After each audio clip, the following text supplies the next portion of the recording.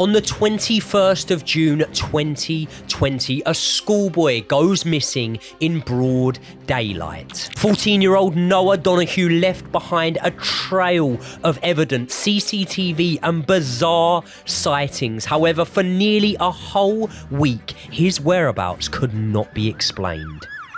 And even after Noah being found, this case only intensified, leaving us 5 years on now, still with more questions than we have answers as to what happened to Noah Donohoe. What explanation is there for Noah's bizarre and uncharacteristic final moments? Was there third-party involvement in this case? And most importantly, could we even be looking at a huge police cover-up?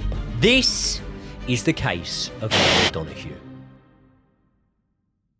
Before we get into this episode proper, what I do want to just say is that this is a real case involving real people, and it is still very, very much unsolved. So, because of that, we are dealing with real people that have real pain. In fact, we have seen lots of footage from Noah's mum, Fiona, and we feel incredibly, incredibly sensitive towards her. And we want to just put that out there right now. Like, we feel so sorry for her, all of the stuff that she's had to go through. It is absolutely horrendous. So, as a result of that, we'll try our best to be as sensitive about this case as we possibly can. I think also bearing in mind, Josh, just to add on to that, we're in a position now, and I think that this is something that we have to give ourselves a little bit of a pat on the back for, but at the same time, it carries a weight of responsibility.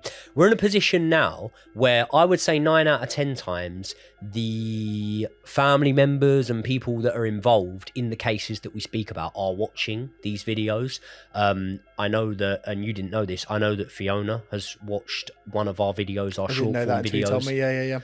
On Noah Donohoe, and has actually been in the comment section of that. So definitely, I just want to echo what you said there and express our sympathy, our remorse, and try and handle this in the best possible way we still see fit. And yeah, what we've done as a result of this is go through hundreds of documents to try and get to the truth of what actually happened. But bear in mind, we only have access to what is publicly available, which is less than what Fiona has, and less, much less, we should say, than what the police actually have. So what we're going to be referring to is what is out there publicly available. So if we miss anything, that is the reason why. So Joey, why don't you tell me a little bit about who Noah was? Well, firstly, I'm very, very glad that you corrected me on it this early into the podcast. It is Noah Donohoe rather than Donohoe, the way I was pronouncing it. But Noah Donohoe was born on 25th of November 2005, meaning he was just 14 years old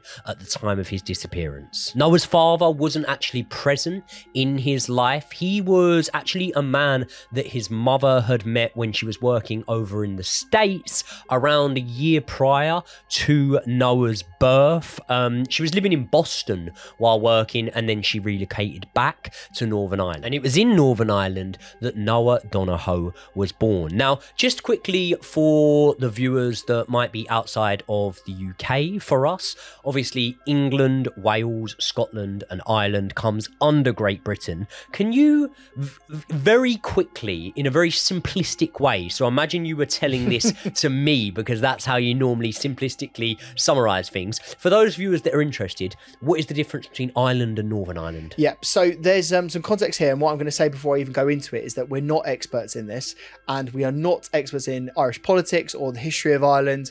I've done as much research as I possibly can, but there might be things that we get wrong in this episode. And also, what I will say is Ireland and Irish politics and the religion of Ireland is a very controversial topic, and we don't mean to cause anyone offence with what we're going to go into, right? We'll just make that very clear. I'm going to try my best to explain it in a very quick way. So give me 60 seconds and I'll go into it. Time is on. Yeah, right. So Ireland was partitioned in 1921, which basically meant that there were two separate entities. Northern Ireland, which was remaining part of the United Kingdom, and Southern Ireland, which later became became the Republic of Ireland, or also Eyre as people call it. The partition was meant to satisfy the demands of two separate groups, right? So it's the Unionists, who are predominantly Protestant. So the people that want to be part of the UK, they're called part of the Unionists. Yep. And they are, as I say, the Protestant population. They were predominantly in the north. Again, not completely, but predominantly in the north. And then you've got the Nationalists. They were predominantly in the south, and they were mainly Catholic, and they sought to be independent from the British state. They wanted to be completely separate. And again, this partition caused a lot of angst and a lot of pain within the communities, because there were people still in Northern Ireland that were Catholic, there were people in Southern Ireland that were Protestant, and they thought that this might have solved the problem, but it actually caused even more issues at the time. So there was significant discrimination for a very, very long time, both in Northern Ireland and in Southern Ireland.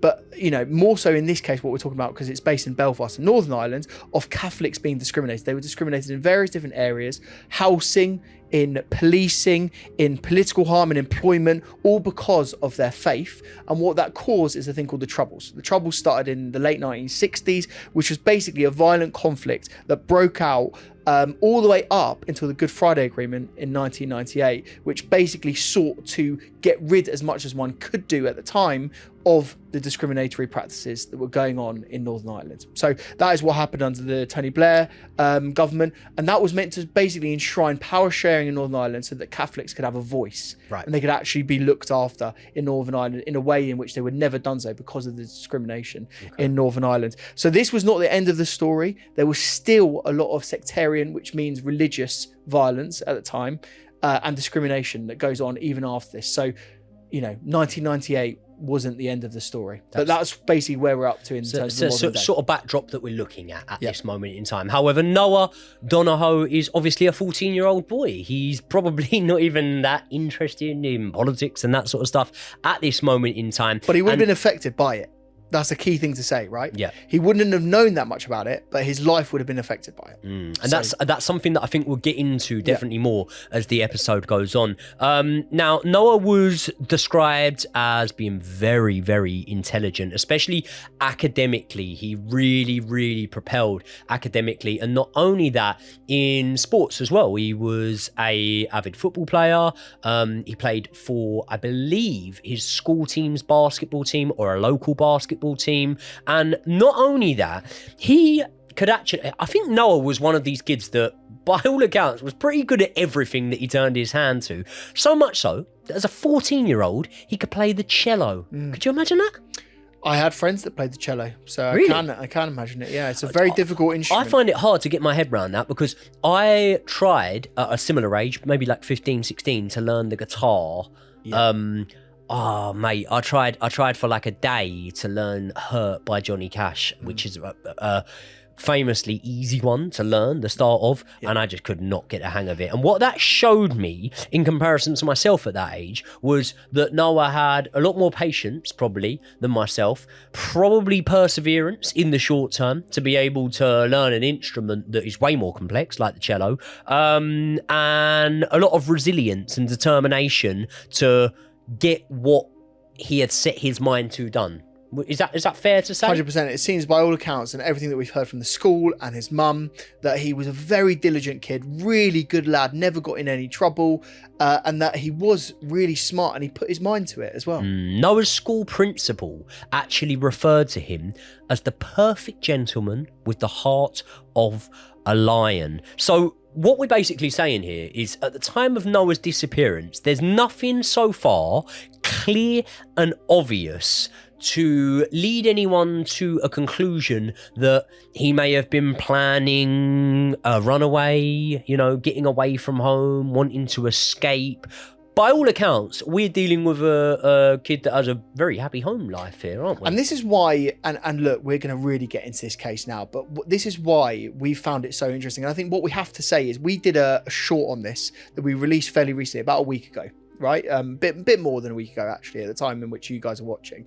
And we were so captivated by this case because it seems like he had such a happy life. He seems like he was such a happy young kid. It seems like he had so much going for him.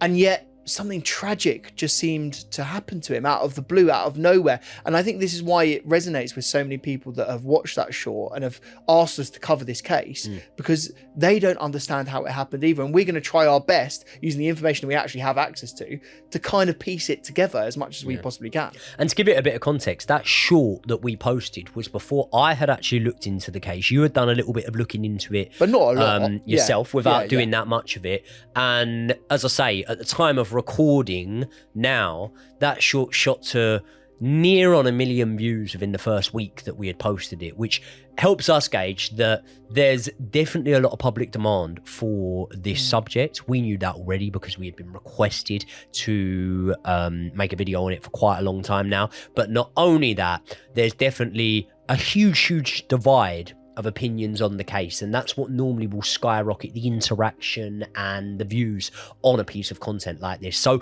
why don't you give me the official timeline of the day that Noah went missing? Yep, so it was on Sunday, the 21st of June 2020. Noah and his mum had spent the majority of the day together at that time. And as you can imagine, this was a very tough time for a teenager because he wasn't allowed to go out and socialise with his mates because of a certain disease that we're not allowed to name on YouTube. In the early evening, Noah asked his mum, Fiona, if he can go and see some of his friends. And he was incredibly close with these friends. And his mum actually has done an interview where she basically said that these friends were sort of like his guardian angel. They were almost sort of like inseparable. And they had such a very close relationship. But Fiona was very unsure about letting Noah actually leave the house because he hadn't actually had his dinner at the time. It was about 5 o'clock in the evening.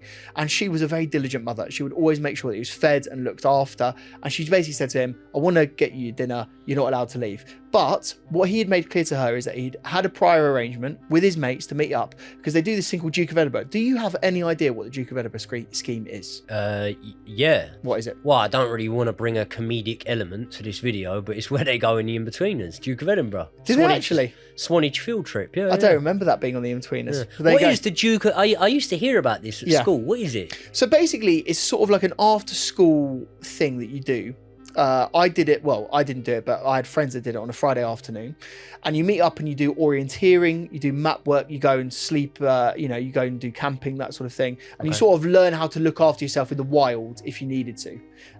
So it actually teaches you sort of like skills you're meant to be able to use in the real world. And that's a really good reason to do it. And it gives you a certificate. It almost gives you a bit of a qualification, basically, out of it. So it How did I never get offered to do this? Do you know what? It's weird because I feel like you would have been so good at it. Yeah. Sounds like the sort of thing I'd have been offered to do. Yeah, it does. It does. Anything to get me out of school, they would usually offer me. Have you seen this video of mushrooms playing music? What do you mean? So basically, there's this mushroom. It's strapped up with electrodes. It's connected to some robot arms, and the robot arms are generating music via a xylophone. Mate, are you all right? Well, to be fair, you are the one that keeps going on about mushrooms. I do, yeah. More importantly, though, I keep going on about Space Goods, to be specific. Yes, they are back. Our favourite channel sponsor of all time, Space Goods, are sponsoring this video. And you can get 20% off if you hit the link in the description from all of your Space Good orders. And this stuff is the Rainbow Dust. This is an all-in-one mushroom and adaptogen powder. And this gives us all of the focus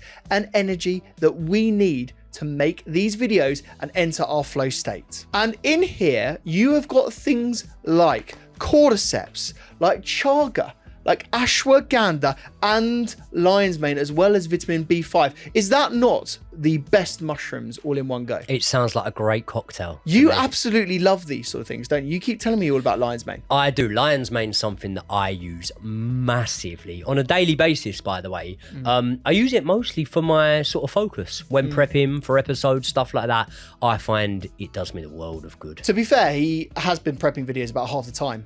And you do that because you have got a little one, so he has about half the time to actually produce them. There we go. The good news, mate, is they come in various different flavours. Yeah, the chocolate one's absolutely banging. I just drink it for fun, even if there was no effect to it. That's my favourite one. And like we said, it is a bit like a hot chocolate. And you can drink it hot or cold. And if you want to be very indulgent, drink it hot. Well, if you want to smash the day, like us, and get this mushroom goodness, much like the mushrooms that play the xylophone, then check out Space Goods in the video description. You will get 20% off if you use our code, which is just Joey Josh, and loads of you are already doing this. And it doesn't end there. If you want to get the Rainbow Dust Starter Kit, you can get it for just £24 using that link. What that gives you is the whisk, the spoon, the mug, and also the rainbow dust itself. So remember, all you need to do is use code Joey and Josh. Hit that link in the description. Thank you so much for Space Goods for sponsoring this video, and let's get back into it. Yeah.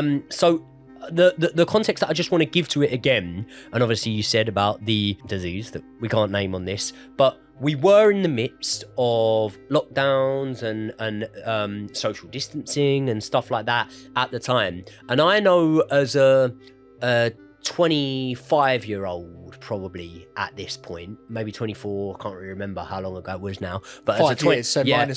As a 25-year-old at this point, I remember feeling massively isolated from my friends. I had two vulnerable people living with me at the time I was in regular contact with, so I was shut off from things. So I can only imagine how a young kid who, like, let's be honest, you know, hasn't experienced all that much of the world at that point will have been feeling. Because when you go into your early teenage years, that is your sort of first real, in my opinion, taste of a bit of freedom and stuff, and you really do embrace it. And it's those formative years that end up molding you as a person. So I can completely understand Fiona's predicament in terms of, yeah, I don't really want to let my child out and whatnot, but at the same time, this is a very important time for my child. And the mental impact that these lockdowns had on people is something that, as the years go on, has only become so much more prominent, and we've seen way more. And unfortunately, I can't speak for you, but for someone like myself, has, you know, I've had to see the actual real life impact and lost people as a result of it, actually. Yeah, exactly. And this is the thing. This is why the context is so important. And I feel so sorry that you had to go through that at the time, mate. And this is the thing. You know, he was talking with his mates on Discord. It's not the same, is it? It's not the same, you know, having a video call with someone and actually meeting up with them and having those formative experiences. There's so many other kids that didn't have university experiences, that didn't have teenage experiences because they were, you know, shut away and they weren't allowed to leave. So we go back to the timeline. It's now 5:40 p.m. Fiona allows Noah to actually leave the house, and he leaves the area in which he's sort of like based, which is called the Holy Lands area, which is in South Belfast. That's very important to know, because what he's now going to be doing is going north through the city centre, and he's meant to be meeting his friends in a park area. Basically, this is what you do in the Duke of Edinburgh scheme. If you're going to meet up, you're going to go to a park area, and that's what you have to do your activities in sort of like an open air area. Do you know what I mean? Yep. So that's the route that he was going. So he starts off and he's sort of moving towards the route he's meant to. He grabs his black Apollo bike and he gets a helmet, which is a skateboard helmet, and he's said to be wearing a green North Face jacket, a hoodie, grey sweatshorts, and Nike trainers. He also has a backpack, which within that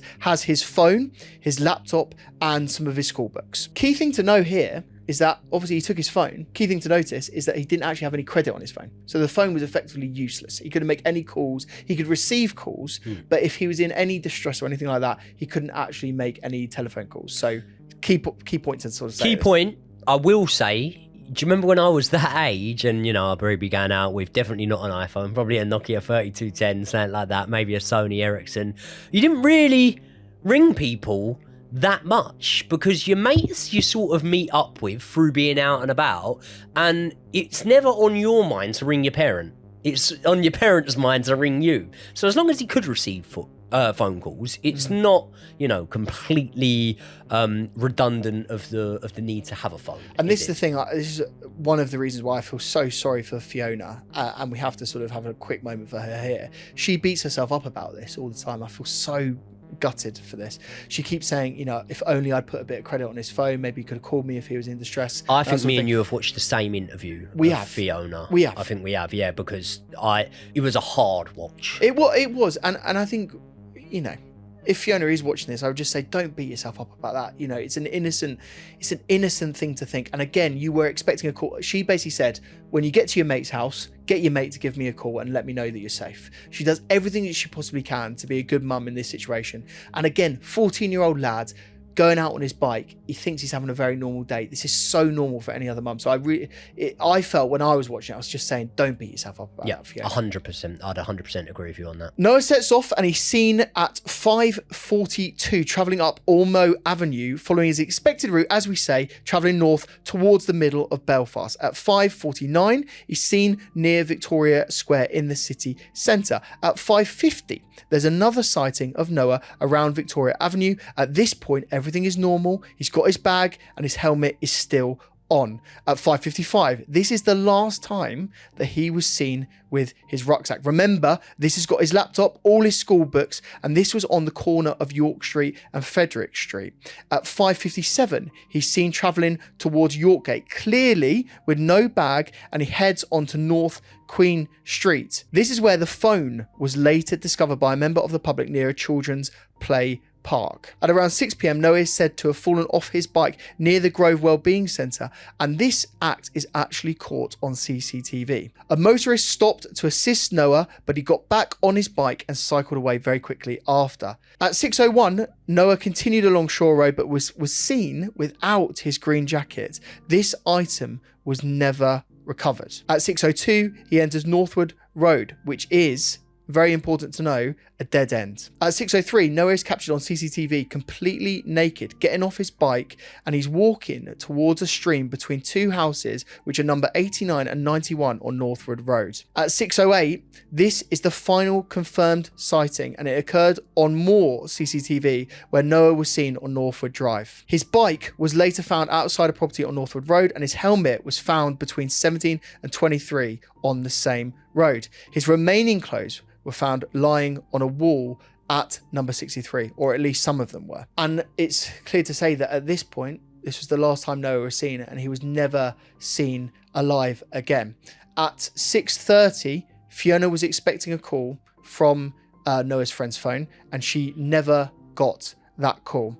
And then at around 9:30 p.m, Fiona calls the police and actually reports Noah missing. So it's 9 o'clock at night, and it's raining quite heavily in Northern Ireland, in Belfast. And what you'd hope, at least from being the family member of Noah, would be that the police start their search that evening. They attempted to start a search, but they didn't actually start it on Sunday evening. Why? They apparently said that it was a health and safety concern of the police officers, that they didn't want them exposed to the wet weather that night. At least that's what Fiona said after the facts. So I find it ridiculous, and I would, being Fiona, demand answers to know why they weren't searching. Hold on. What do we call them? Police, fire, ambulance? Yeah. Our frontline services. Yeah. Emergency services. Emergency services. That's not very frontline, and that's not treating something as an emergency. It's not very emergency at all. Because it's raining, you can't look for someone. First point, I would say that it's a little bit odd. Yeah. And maybe they're not really putting as much effort into this as they probably should have done. And what we clearly know, and, you know, listen, it's okay for your average person on the street to not know this, but a police officer should definitely know this. What are the first however many hours are the most important in a missing persons case? Yeah, the immediate time. I think it's literally the first 4 pretty much. I think it's that simple. They say 24 hours, don't they? But it's more urgent than that. The first 24 hours are the most important 24 hours out of any in any missing person case. The first 4 or 5 hours are statistically where most cases are either solved or where most cases don't come back with, you know, positive results. The results that the family would be hoping for. Yeah, exactly. So again, as we say, there'll be a few more examples of this. Weird stuff is going on. So the search actually starts proper on Monday, the 22nd of June. And this is where a full and coordinated search happens. The police are involved, all of the emergencies are involved, and hundreds of volunteers from the Belfast area are there out on the streets trying to find Noah. Soon after, a local woman actually finds the bike at the bottom of her driveway, but she doesn't report this to police until 24 hours after Noah goes missing. So it's a key bit of time that is missed there. And the search teams focused their work all around the Northwood Road. That was, again, the last place that Noah was seen. It's concentrated in that area. They make a concerted search to do that. So that's what's clear. They're also at the same time going through all of the CCTV on the route in which Noah travelled to try and find his path and what actually happened to him. A couple of days later, Noah's phone was found, and we'll talk about this later. Something was found on that was very interesting indeed. And on Saturday, June 26th, the worst possible outcome came true. Noah was found. He was found, unfortunately, passed away, and he was found at the bottom of a storm drain. So, an area in which water travels down and travels out of the city. And he was found very far inside this storm drain. And this is where we first get a narrative from the police. They need to explain what has happened to Noah, bearing in mind where he's been found. And so what they do is they do a press conference and they fully explain it in a degree in which they feel that they have complete certainty. That's the way I took from it. Do you agree with that sort of assertion? Yeah, I think the superintendent laid out a theory that was pretty much the theory that they were going to go with and what they were basing the investigation on. And that is pretty much surrounding the fact that Noah fell off of his bike. Okay? So Noah falls off of his bike. He hits his head. He hits his head hard enough to cause brain injury or disorientation. And as a result of this, Noah undresses himself, wanders around a little bit, finds a storm drain. Something that, by the way, we've got absolutely no idea whether Noah even knew what it was. Say, for example, when you first brought up this case to me, I didn't know what a storm drain was. No, you don't very often see them. No. And it's actually only going back now when I've found out what a storm drain is. I've seen storm drains out and about, and I'm like, oh, that's what now that you is. know what they are. Yeah, Very much so. Upon the River Thames, like 100%. If you in Kingston, anywhere on Thames, like you go along the river, there's storm drains there. So I understand that. One thing with storm drains is they're pretty large. Like the actual thing, the metal grate that covers them, always locked. By the way, always got a padlock on it. That's whatever local council's Safety job is to carry that out to make sure that the storm drains are cleared, accessible, and they're locked. Obviously at all times because they could potentially be hazardous, dangerous. And Noah, according to the police, has managed to find one of these storm drains. He's actually managed to get inside of it, and then he's drowned. Yeah. I'm just going to ask you out right now, Josh. Do you think, even with the information or lack there of information that we have available to us straight away, do you think that that's a fair assessment off of the information that the police had available to them at this time? Well, let's just take it on the surface, right? There are a few bits of evidence that I've gone through right now that kind of align with this. Just go with me for a second, right? To explain why it could be plausible, right? So he did fall off his bike. There was CCTV evidence and also an eyewitness that saw him physically fall off of his bike. So again, you could say that was rational. Again, the coroner did a test and deemed the cause of death to be via drowning. So again, that's sort of another piece of evidence. But what I will say, and we have to get straight into this now, there are so many other weird things that don't make sense around this official narrative that I feel like we just have to talk about. Yeah, I mean, first off, I would question the validity of the claim by the police that he fell off his bike and hit his head in a way that could create trauma, concussion, trauma, disorientation, illusion, things like that. Now, obviously, I am speaking from a standpoint of experience. I've took, obviously, plenty of blows to the head, but I've actually took significant blows to the head that aren't just punches. Yeah, I'm not talking about my boxing endeavours. I'm talking about in real life. I've took blows to the head, stuff like that. With what you would expect from like brain trauma and stuff like that, it's not normally a light switch-esque type moment. It's not, for example, you bang your head and now all of a sudden you're a different person. Normally the sort of CT and the effects of brain trauma that will like creep it, those that will creep in over time. So say, for example, a boxer who spoke great 10 years ago but now slurs all his words, that's probably CT on the brain. That's probably brain trauma creeping in over the years. Now, I've just given a very basic example of like a boxer, for example, right? And how it might change their behavior. Obviously, we have historic examples in the true crime world, you know, cases like the Chris Benoit case, where they did brain scans on him and found that there was a huge amount of brain trauma that had been sustained over a certain amount of actually decades rather than years. And this had been something that had been theorized to have impacted his behavior and actually controlled his behavior in a way to act in a way that was out of character for himself to that point. My point I'm trying to make here is I can't think of many, if any, incidents where a blow to the head has predominantly changed your behavior, your patterns of what you would do, your movements, and your almost your personality and your beliefs in that moment in time. Not only that, I'll hit you with one other thing, and again, this is just alleged. Have you seen the CCTV of him falling off his bike? I've not, no. You've not? I've not. I've not seen that CCTV. Yeah. I've not seen that CCTV.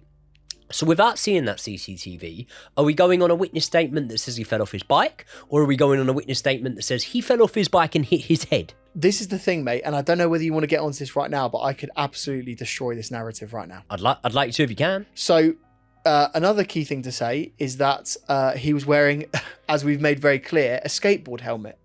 So it would have had to have been the mother of all fools to have caused CTE or cause any brain damage, bearing in mind he was wearing a skateboard helmet. Like that covers your full face. It's a big helmet. Yeah.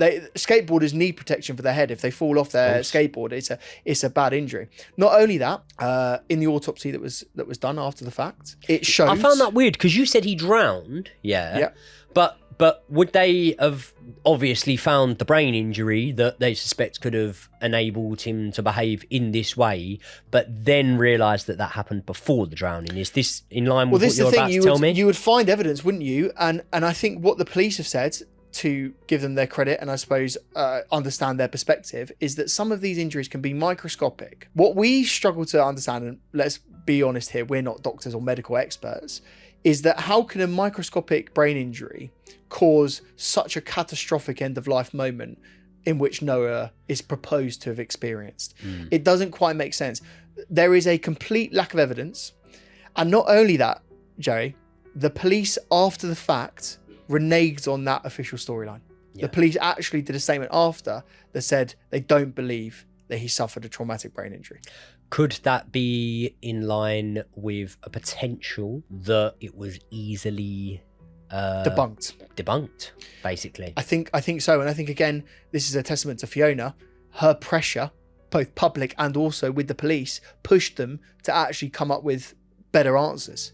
And I think her pressure and the public's pressure was very clear. So it didn't make sense. So what you've just done there for me is you've pretty much debunked, in my opinion, and I would be very interested reading them right now to see what the comments are saying and the viewers are commenting. But in my opinion, you've kind of just debunked that there even was a head injury, or at least put enough doubt on it for it to not be a concrete foundation to build this case on. Yeah, I think so. Look, there's obviously always microscopic things that we have no idea on. Potentially there could have been something here. And I've got to be honest with you, there are medical professionals that have said that you can have traumatic brain injuries. There's actually a syndrome for this. Forgive me, I don't know the name of it. People will comment on it. But there is a syndrome in which there is an instant effect on someone, and again, people that have commented on this case both on Reddit and also on social posts have said that they've had partners, friends, family members that have hit their heads and have instantly changed because of a brain injury. Yep.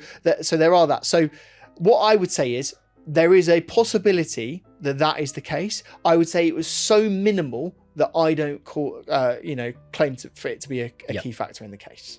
Now, we are going to get on to something that, I don't want to use the word ironically, but coincidentally has emerged whilst we've been doing the research for this case, which is obviously some previously unseen footage. So definitely stick around to when we speak about this unseen footage and about the in my opinion, significant impact that it has on this case. But just to point a few more things out, and look, take them as you may, whether you think that they are substantial or whether you think they're not in any way at all. I just want to point a few things out here.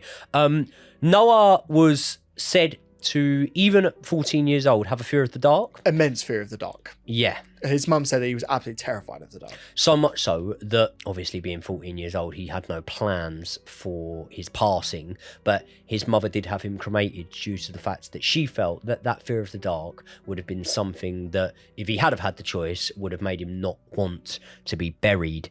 Noah was around 8 stone in weight, right? Yep. So this storm drain being unlocked, we obviously have like no prior proof it was unlocked, do we? We're just taking the word that it was unlocked. I know for certain that it was unlocked. It was unlocked by the Department for Infrastructure in Northern Ireland, so it was known to be unlocked. I think it was unlocked a week before. Okay, they knew it was. They knew for certain it was unlocked. So if the storm drain's unlocked, and this is an 8 stone boy, I've already prerequisited this by saying he was athletic, you know, he was in the basketball team, he was in the football team. Wouldn't necessarily say strong though, 14-year-old 8 stone. You wouldn't say a strong lad. Well, I'm basing this off of the pictures of that storm drain. Yeah. There's a debate to be had, in my opinion, of whether he would have even been able to lift that storm drain. I think that's totally plausible that he wouldn't have been able to do it. It's a big metal grate. It could have been rusted. It would have been a very hard thing to open. Well, this is the thing. If you imagine it in immaculate condition, it's just been fitted, whatever, fine. But if you imagine it in the condition it would have been in, it would have had rust. It could have had stuff on it. It could have had twigs, leaves, branches, potentially grease that would have made it harder to have been able to get a grip and lift it up. Also, once you then lift it, what's to stop it then falling straight back on you? So you'd have to wedge something in place, you would imagine, and whatever. The point I'm trying to make is that with the sort of police narrative around this case, in which he lifted the storm drain and whatever, it's almost said as if it's something quite standard and whatever. Yep. And I'm not saying that there is no way that Noah could have accessed this storm drain. I'm not saying that. But I'm saying that it's almost brushed over as if it's something quite standard. For him to have accessed this storm drain would have been fairly remarkable. I would have said a feat of strength in which I wouldn't expect him to be able to do. Yes. That simple. There you go. He was also in a part of town that he wasn't familiar at all with. No. He didn't know well at all. So he definitely wouldn't have known that this storm drain was there. Oh, he had no idea that the storm drain was there. So much so that, again, they looked at his laptop and tried to find any directions, tried to find any theories to say he would have been in that area. And there was nothing that was on any Google Maps data or anything like that to identify that he was going to be going to that area. Let's be honest, you're trying to discover a new place, you know, for potentially nefarious reasons. You'd want to do your research, try and find that area of what was going on. And he had no knowledge of it. There'd be no way. His mum said this. There'd be no way that he would have known the storm drain was behind those houses. It's not viewable. In fact, people that lived there didn't even know it was there. There you go. There you go. And the police initially theorized that he had crawled through that storm drain, didn't he? Yeah. Do you know how many meters they found him through that storm drain? I know exactly the number. It's 950 meters that he was in it, nearly a kilometer within the storm drain. And bear in mind, for context for people, it's literally a tunnel. Like, it's underground. It's not a big area, this storm drain. It would have been very difficult to crawl through.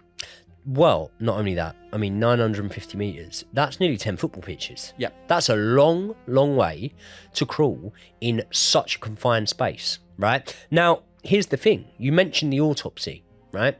And Noah's mother really, really refutes any suggestion that her son would have voluntarily entered that storm drain or crawled through it. Now, let's say, for example, he did crawl through that storm drain, which his family have very heavily pushed back on. 950 metres is an incredible amount of distance to cover in such an uninhabitable environment. They've never even done a reconstruction. They've never even tried to do this again because of how dangerous it would have been. Like, you would have expected injuries, marks, potentially him bumping his head. You would have thought potentially grazes on his hands, going through certain areas of the drain. it would not have been an easy thing to get through. Well, the family have actually looked at a drain themselves, privately investigating or whatever, and they've said that it's very complex with a lot of obstructions and chambers, meaning he either would have had to have been washed down, or if he hadn't have been, washed down and he's crawled through this, he would have had to avoid all of this. It's near on impossible. You would have got some damage for sure. Like, even if we're just talking about, branches of trees, we've all done it where you've had to go through like a thistle patch. You get scratches, you get bruises, you get injuries from it. And as far as we're aware, there wasn't anything like that found in the autopsy. No. One thing that the autopsy allegedly showed, and this is from the family, was that Noah's hands and feet were consistent with that of someone that had spent a prolonged amount of time within water. Yep. Yeah.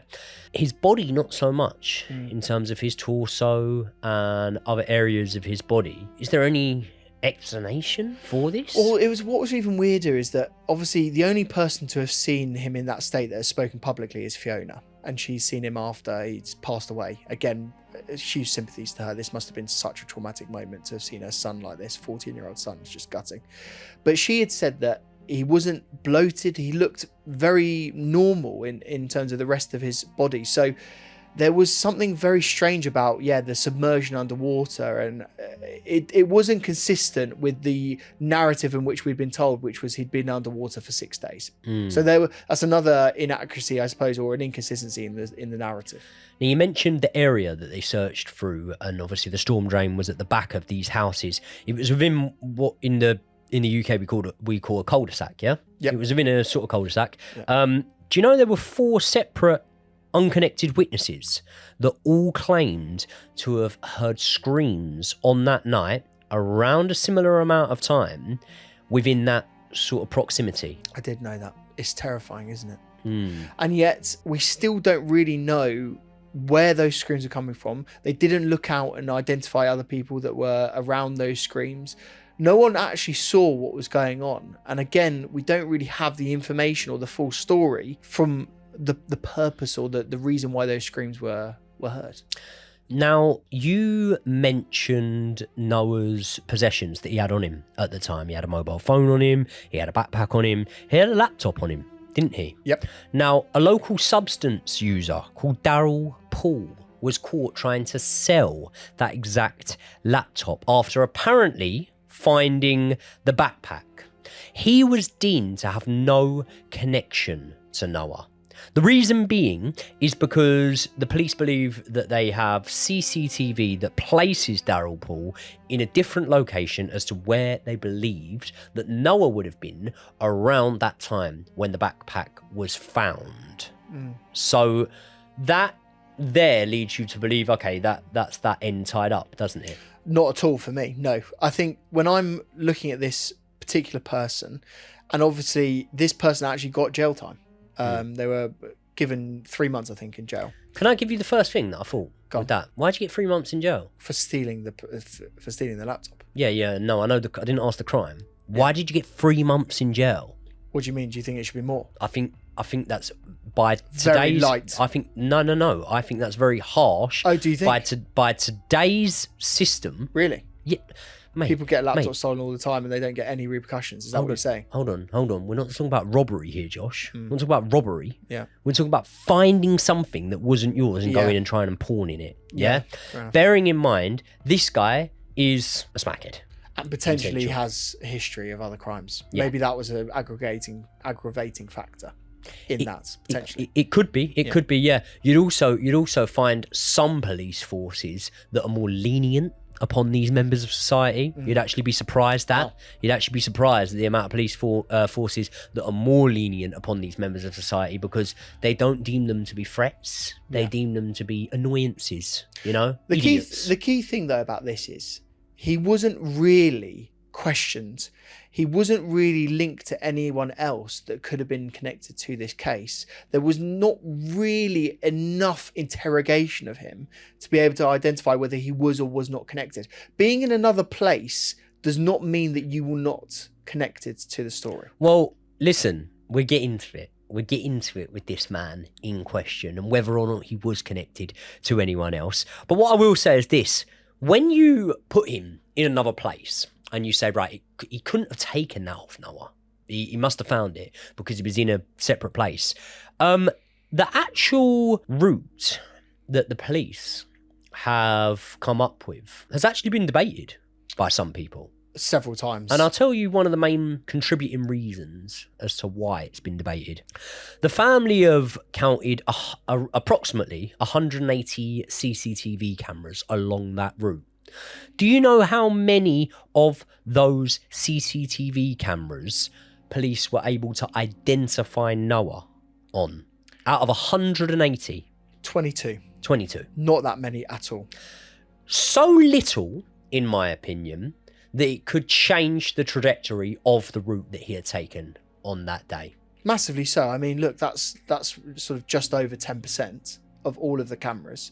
And again, there's context here that we have to speak about.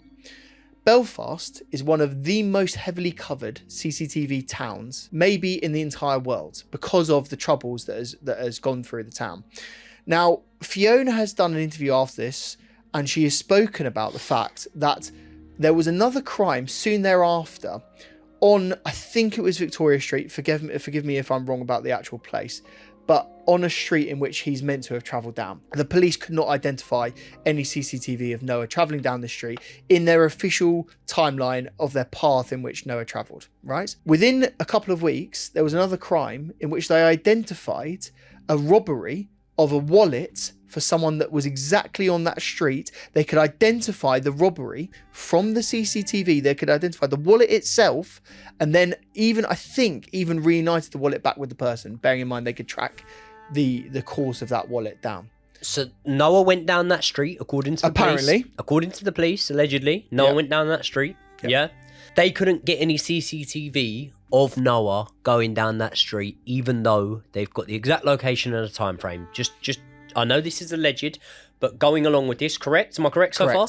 Yeah. They couldn't find any CCTV of him. No. Yet weeks later, a separate criminal incident happens on that street, Same street. And they use CCTV to solve it. Yeah, doesn't add up, does it? Not only does it not add up, mate, it's not starting to look good, in my opinion. For the police. It's not starting to look good. Now, not only this is one of the parts of the case that blows my mind. I've mentioned one of his possessions being found in terms of the laptop. Why don't you tell me about Noah's phone being found? So this was something that really drew me to this case because it creeped the hell out of me, to be honest with you. So Noah goes missing, and the last point in which I think he's seen is around 6:10. On his phone that was found later, and actually on the park in which he went past up towards Northwood Crescent, up towards Northwood Road, the phone was found in the park. On that phone, there was a photo, a hand that was lit up as if it had picked the phone up and had taken an unintentional photograph. And this photograph was taken at 6:10. So 40 minutes after the point in which we know that Noah is disappeared, the last point in which we see him, there's a photo on the phone. There were several calls that were made to this phone. Bearing in mind there's a picture of someone's hand, and the phone calls were never answered. So again, something just doesn't quite add up about that. The question that I have about this really is that, can the phone itself not have been traced to try and get evidence? And what I mean by that is, could we have not identified someone from CCTV as being in possession of that phone, bearing in mind we could triangulate the location of the phone at that particular time in which the photo was taken to try and identify where it was and find the person that took it. At this point in time, they haven't done that. So I just find that really weird. I think that's one of the strangest parts of this case. And do we know for a fact that that couldn't have been Noah Donohoe's hand himself? Well, his mum has very clearly said that that is not his hand. And I mean, look, she could be mistaken. I trust the mother's instinct. And also, I've seen the photo. There's something about it that just doesn't look like a 14-year-old's hand. I could be completely wrong. It just doesn't look like it. It looks like an adult male hand. is what I would say. And obviously we'll show the picture now. You can have a look at it, see what you guys think. Let us know in the comments if you think that's Noah's hand. I don't think it is. And also from the timeline, it wouldn't make sense either. He lost his phone. He wasn't in the possession of the phone. Considerable period of time after the phone is found. Okay. But no one answers the calls. So here's the part of the case that has come out within the last couple of days at the time of recording.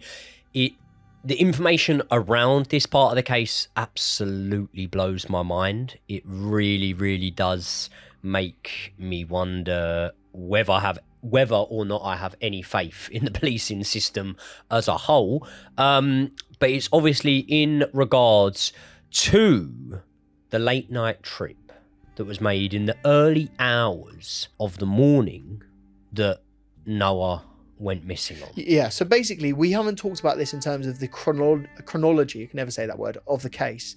And that is a reason for that.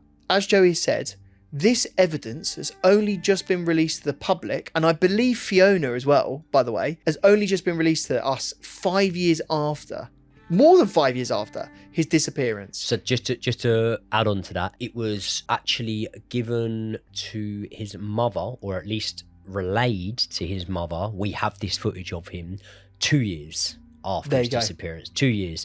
I'm going to put it out there now. If I was a parent of a missing child, God forbid, I would want to know about that footage the second the police have it.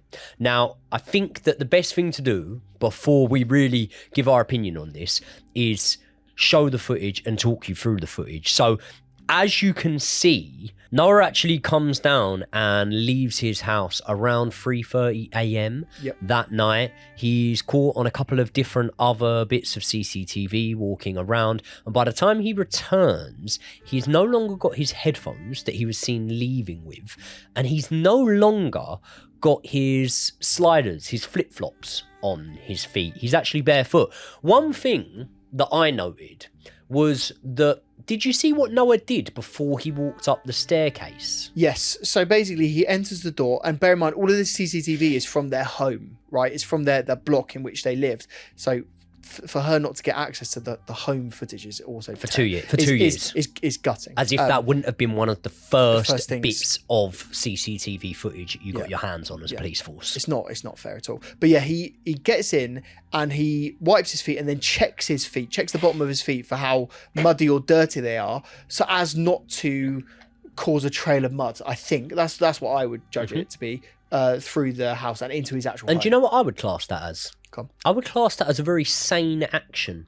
I think if I was insane, and we're just alluding to this, we'll get to this in a minute. I think if I was insane, I wouldn't check to do that. I think that's a sane action. I think it's a conscious action.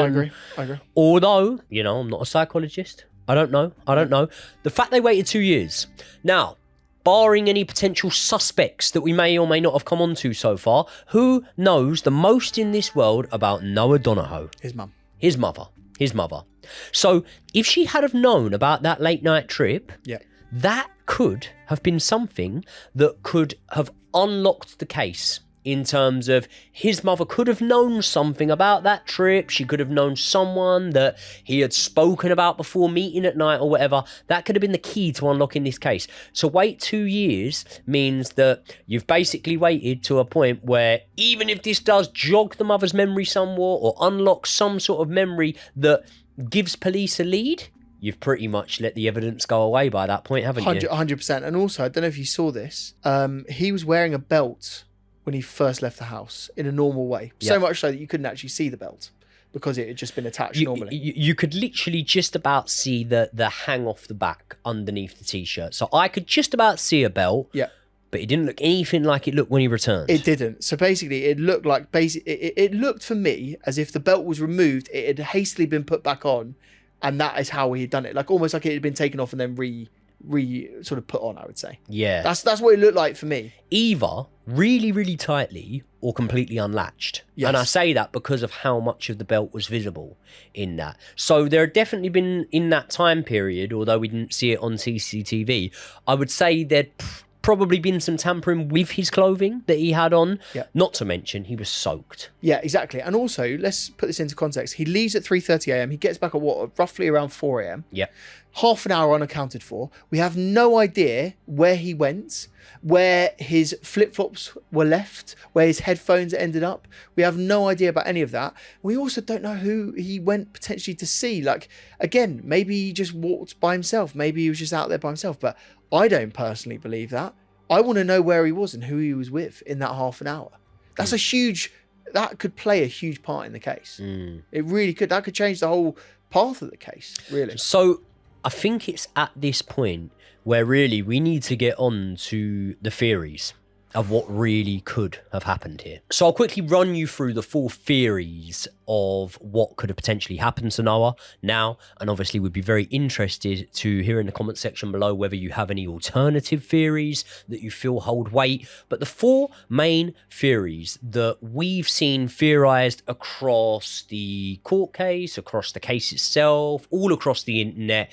The first would be head injury leading to accidental drowning. The second would be mental illness or a psychotic break. The third would be foul play, which obviously means, you know, potentially some third party involvement. Yep. And the fourth would tragically be Noah intentionally or unintentionally taking his own life. So let's start off with theory number 1. We've spoke a little bit about it already.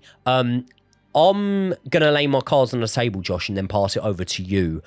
I believe that this is one of, if not the least credible theories. I think that if we were presented with a CCTV image of Noah falling off of his bike and we were able to see it, we were able to see an impact to the head, then I think that it would have way more legs and be way more credible.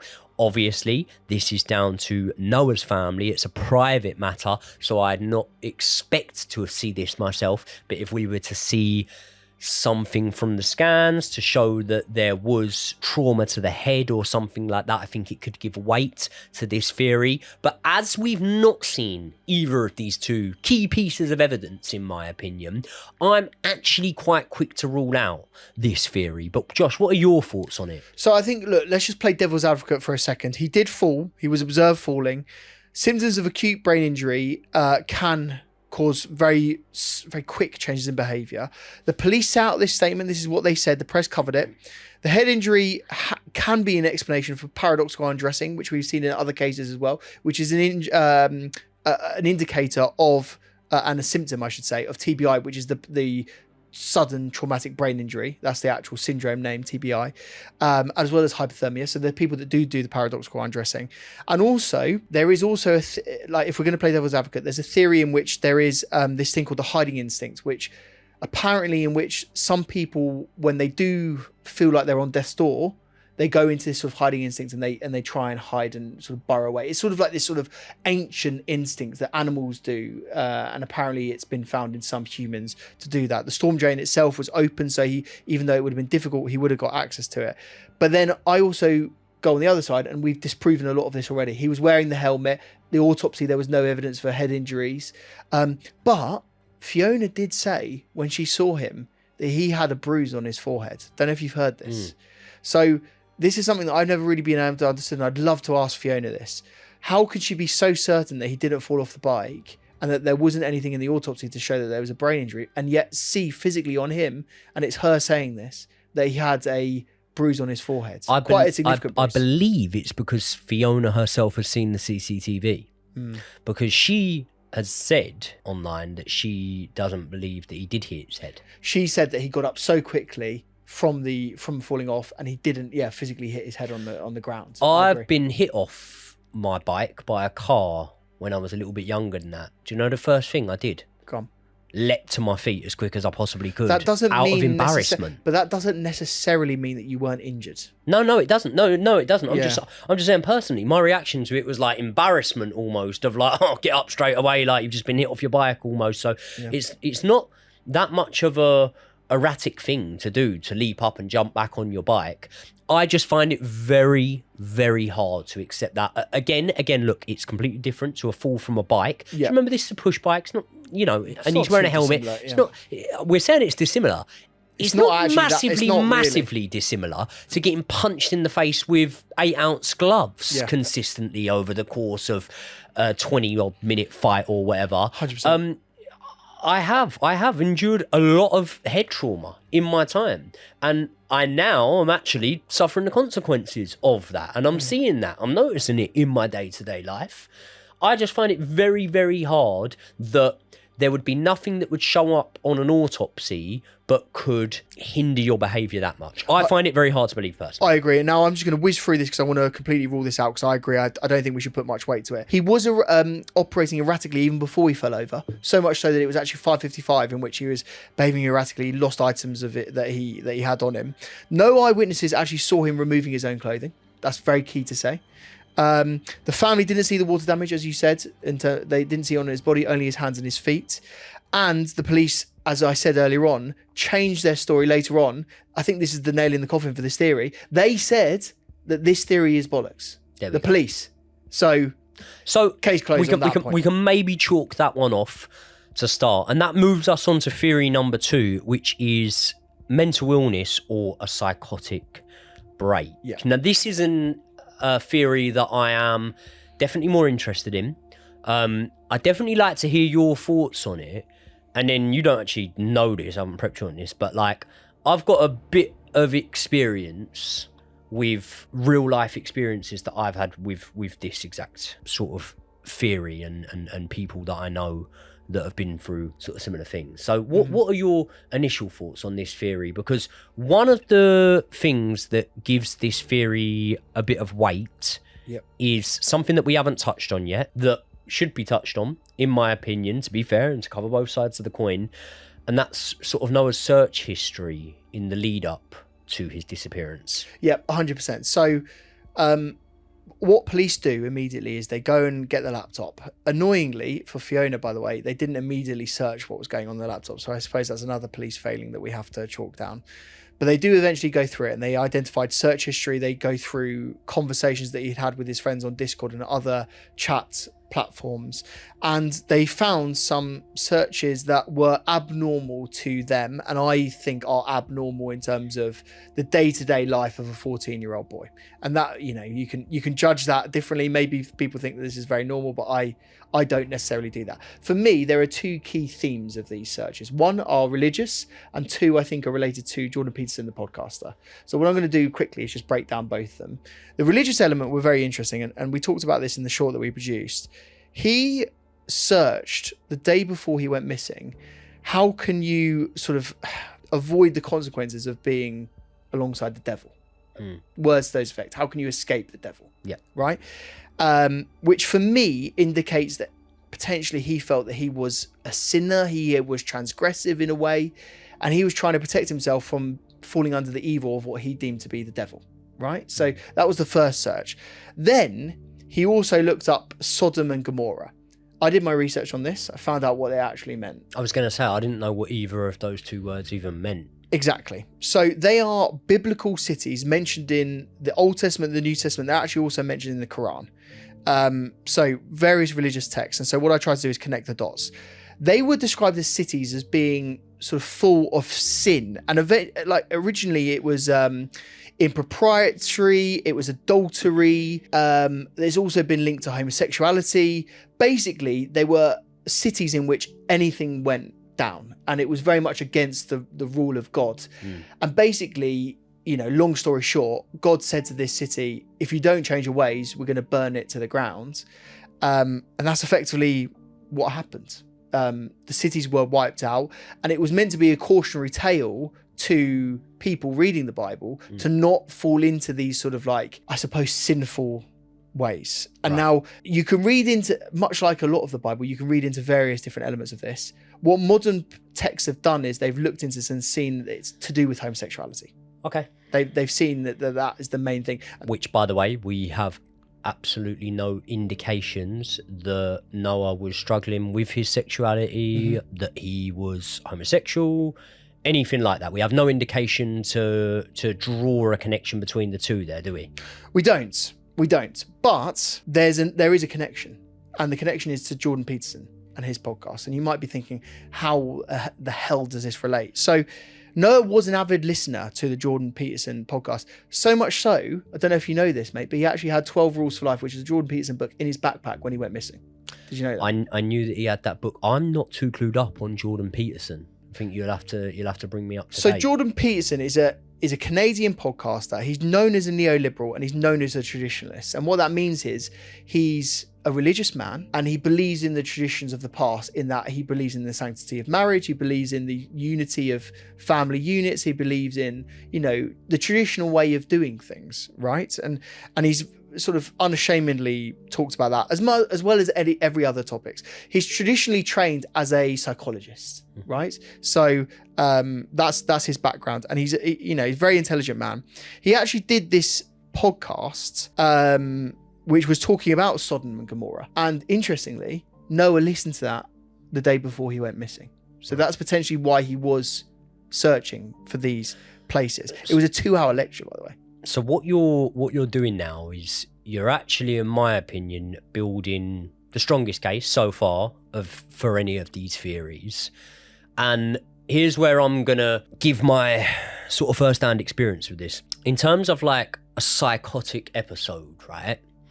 I was in special needs at school, right? Well, they used to call it special needs. Now they'd call it something else because they'd worry that it'd be like derogatory. But when I was at school, it was just called special needs. Yeah, I used to, if I didn't turn up, I'd have a few of the kids from the class, or one of them or whatever, 2 of them come and knock on my door and say, "Oh, we got to take Joey for special needs," and whatever. I used to get really embarrassed, whatever. I didn't used to like it because I used to think like, oh, people think I'm stupid and whatever.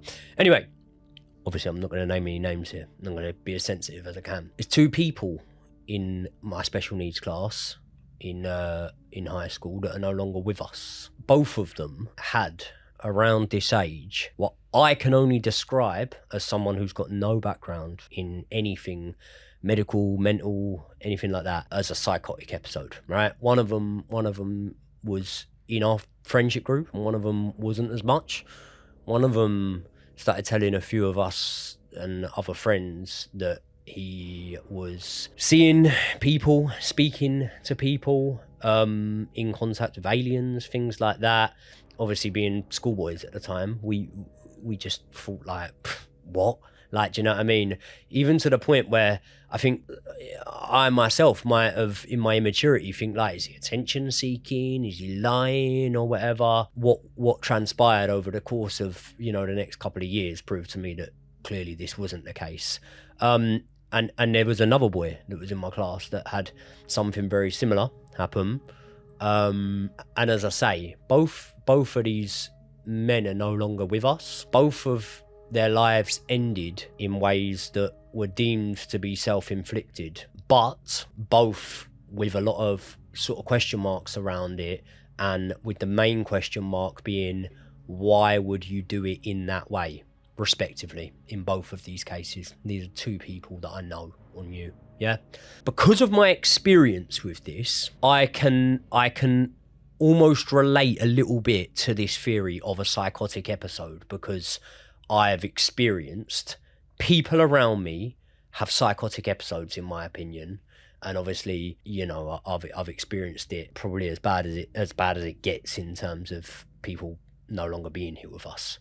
And there were a lot of things from this case in terms of like the bizarre way of, if that was your intention or whatever, whether you were consciously with it or not, but in Noah's sort of fatal ending, there are similarities in the experience that I've had, if that makes sense. No, it does, and I'm sorry that you had to deal with that. To be honest with you, with people that you knew at the time, it must have been hard. And this is what is so difficult about this. We've covered other cases where we've talked about something called like a puff of madness. We did that with yes. Our story of Matters in the Fast Lane, which was one of our first videos about the Swedish sisters.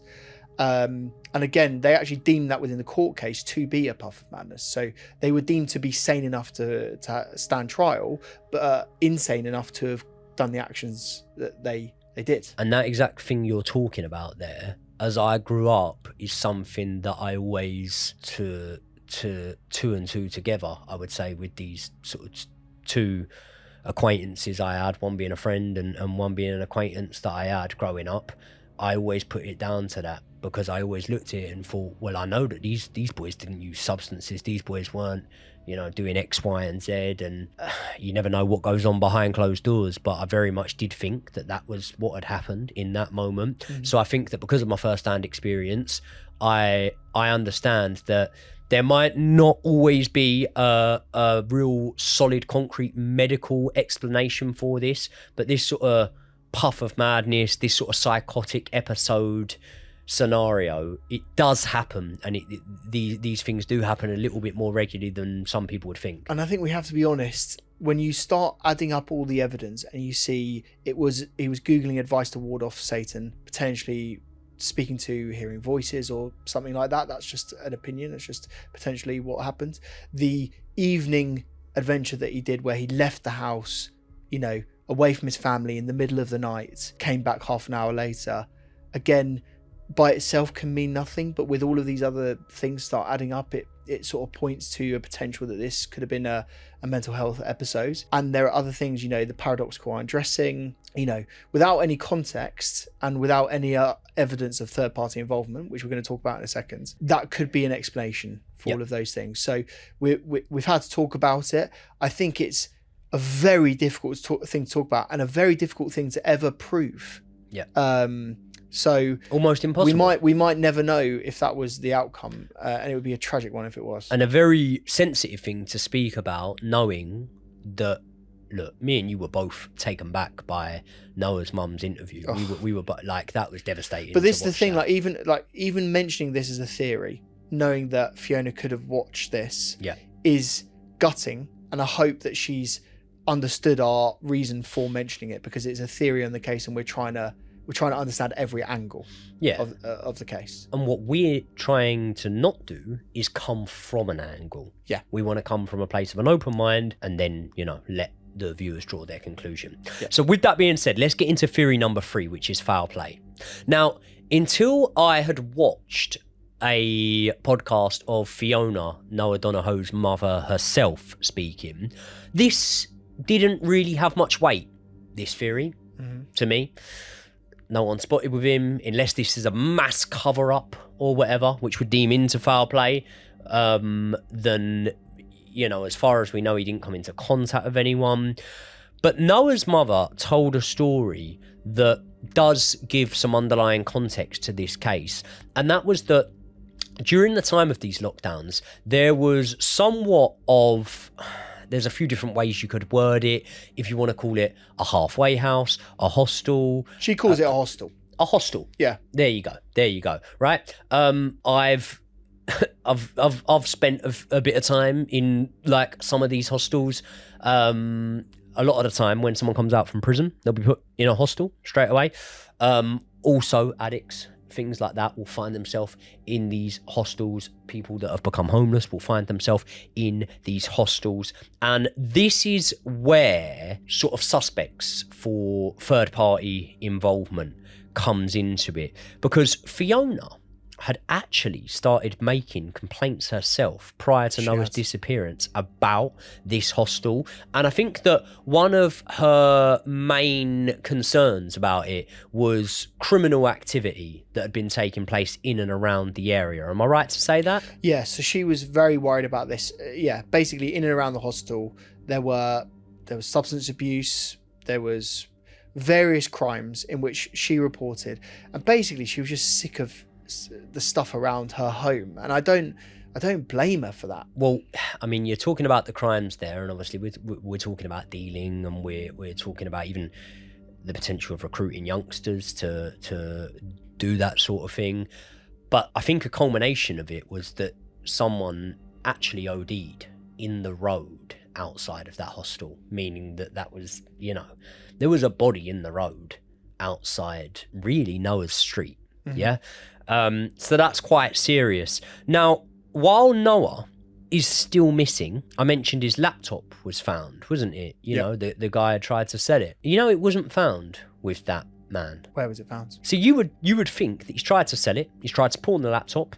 They've realised this is the missing kid's laptop. They've called the police, and straight away, that's what's happened. Yeah. Yeah, that's what I thought. That's what I thought happened.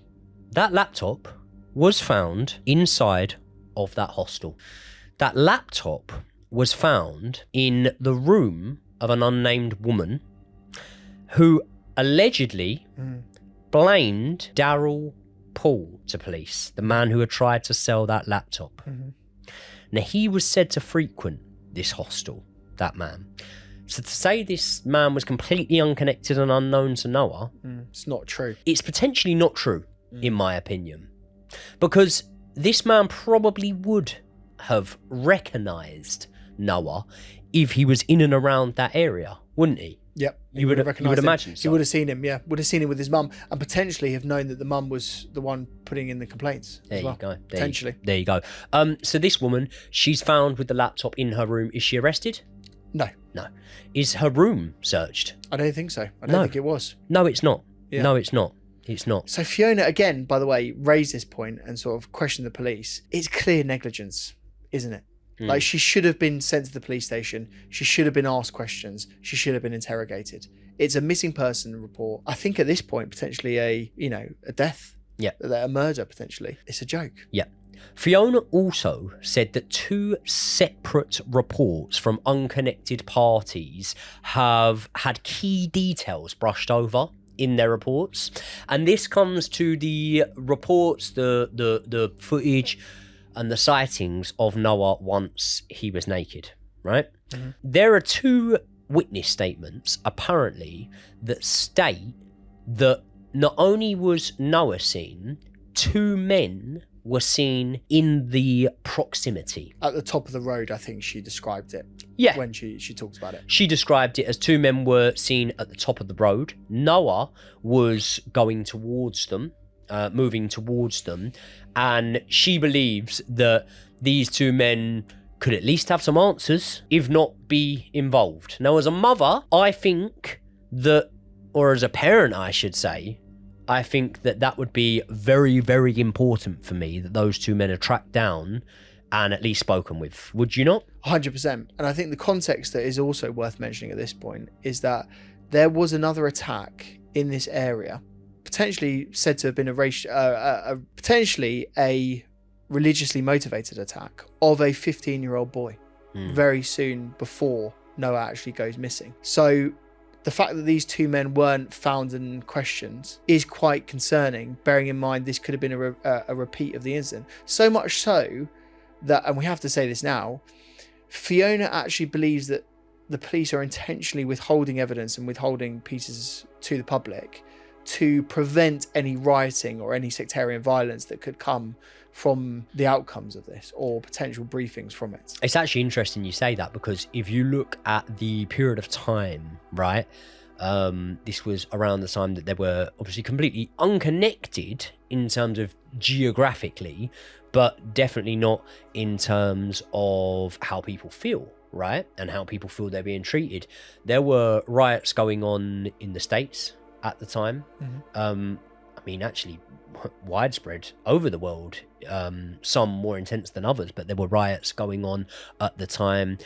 Obviously the George Floyd incident at the time. Now, if this had a religious sort of aggravated element to it, there's no doubts that there would have been riots over this. There would have been a lot of public unrest, wouldn't there? Yeah, religious and potentially racial as well. Yeah. Because as we said, Noah's a mixed race lad, and they were concerned about all of these things. And this is what Fiona keeps saying. She believes that there might have been a cover up because they didn't want to have any civil unrest. Yep. They didn't want to have to pay the taxpayer money to look after and protect other citizens where riots could have happened. And again, if you're putting yourself in the police's shoes, you can understand why they wouldn't want to brief certain things, because if they incite violence and they have to look after that violence, it's a lot more police work, a lot more overtime. And that's the thing. If you just put that out there with no context to it, you go, are you reaching a little bit with that or whatever?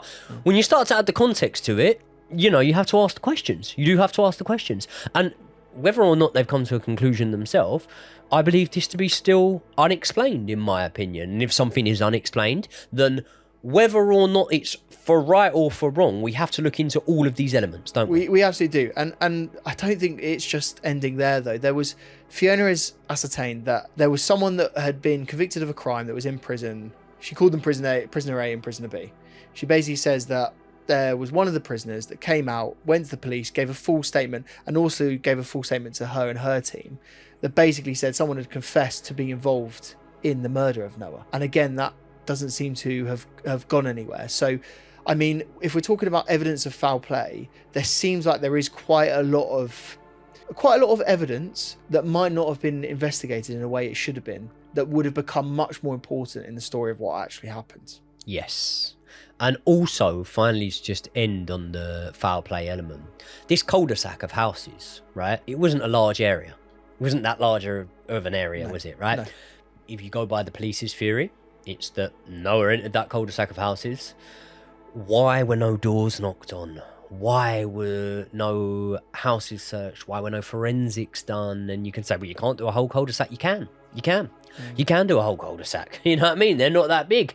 Ring doorbells, things like this. This is 2020 we're talking about. People had these sort of things. The fact that there wasn't knocks door to door, the fact that people weren't being brought in for at least a bit of questioning, interrogation, anything like that. Most damningly, in my opinion, the fact that this cul-de-sac was not cordoned off, meaning that, much like we always see, sometimes from a place of wanting to help, crime scenes can be tampered with. But more importantly, this is something that really, really doesn't sit well with me. The day after she was notified that this was the last place Noah was seen, so we don't know how long police have had this information, but the day after she's notified, do you know what happens in this cul-de-sac? Tell me. The rubbish bin lorries come in, and they take the rubbish from each wheelie bin outside each house, and it's taken to and it's gone to the refuse area, and it's never found again. Key point to mention here is that his shorts and his underwear were never found. His jacket was never found. So when I said earlier on that items of clothing were left on a wall, it was only partial clothing. It wasn't his full outfit. So again, Fiona has very clearly said that there was a lot of forensic evidence that wasn't identified. And think of all of the forensic evidence that might have been on his clothing. Hairs, fingerprints potentially, anything. There's a lot of things that weren't thoroughly searched. They also didn't do the fingerprint check on his laptop. It didn't do a lot of forensic stuff on the phone. There's a lot of things that they didn't do well enough, you have to say. So that then leads theory 4, which is Noah taking his own life. Obviously, there is no evidence for this. There are some hypothetical scenarios that we could, talk through that kind of relate to the first theory in terms of the internet search history, the Googling of and searching and almost obsession of Jordan Peterson at the time, and these sort of things. However, we then have to take a huge leap to then assume that because of a couple of internet searches, that Noah was depressed. Noah, felt this is the like thing. that. No notes, no conversations with friends that he was in that frame of mind.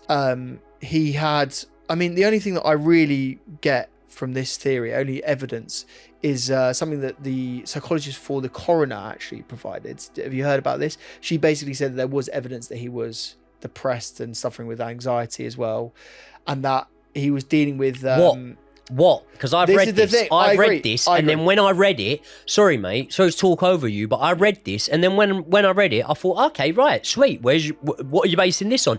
Are you basing this on a statement of a school friend? Are you basing this on other search histories? Are you basing this on a conversation he had with a teacher? Where's the evidence to say that he was depressed? There isn't a lot, and I feel that there's a big leap here where she's gone through some internet conversations, and the internet conversations have said words to the effect of, he was talking, he said words coming out and being in denial. right? So she said that was a sign of his potential homosexuality, and therefore made a huge leap that he was therefore unhappy with his sexuality. And they then makes an even more leap to say he was therefore depressed and had anxiety. The clear thing to say is Noah's family have made it very, very overt to say they had no experience of him dealing with any depression. They had no experience of him dealing with anxiety or low moods. And so... Or any confusion over his sexuality. True. And then it brings us on to the point of let's run with it. Let's go with it. Confusion over his sexuality. Why is that necessarily a problem? I understand in the climate of what you're talking about, when we delve into the religious side of things and whatnot, and listen, different strokes for different folks. Different people have different beliefs and whatnot. I'm not here to sit and talk about anyone's beliefs. But one thing we can say is Fiona said herself, right, that there is absolutely no evidence I have ever been made aware of that Noah was confused about his sexuality. In fact, our dynamic as a family was always one of open discussions on all topics, including sexuality. And she added to that Noah had grown up around open-minded people and had also grown up around same-sex relationships. Yeah, so there you go. So this wasn't... This is the key thing to say here, is it's a huge leap by a psychologist in which Fiona and the family massively dispute the evidence for, and basically is using no evidence to come to their assertions. So you can write a theory and an essay based on what you believe to have happened, but you need to back that up with some facts, and there wasn't a lot of facts. There wasn't any facts, I would say. Yeah. So out of those four theories, and we're going to try and wrap this up here, because ultimately I do class this as an unsolved case, whether it's classified as being solved or not. This is the thing, and ultimately, right, I think we're going to do a disservice to the case in trying to make an assertion, because it's so difficult to sort of identify what happened. As we said, there's four theories for a reason, and they're four credible theories. Like, they're, even though we've disproved, I think, two of them. I don't think two are credible. I don't think two are that credible. Like, what are you ruling out? I don't think that the head injury leading to an accidental drowning is very credible. Okay. I feel like it could be credible if you give me some credible evidence for it. Yeah. But without credible evidence for it, we've disputed that very clearly, and the police have also reneged on that theory. So I think we can rule that one out quite clearly. Yep. The second theory that you want to rule out? The second theory of taking his own life, it doesn't add up to me. It doesn't add up in the way that he did it, bearing in mind his other fears and also his own sort of frame of mind at the time. Exactly. So I think we can rule that one out. Exactly. However, what I'm not willing to rule out is a psychotic episode. Yep. Because, as I say, I understand that this is something that happens. I've experienced witnessing people go through psychotic episodes firsthand, and I've probably experienced living with the lingering question of, like, why did he do it in that way? Like, you know what I mean? About personal experiences I've had. So therefore, that's one of the reasons why I can relate to it. I don't completely rule it out. Mm-hmm. Another one that I definitely wouldn't rule out, and I think definitely holds a lot of weight to, is to do with third-party involvement, foul play, the potential hostel down the road. And I actually think that something that gives a bit of weight to that is the footage that has recently emerged of the trip out the night before. Why so? Why do you think that plays into it?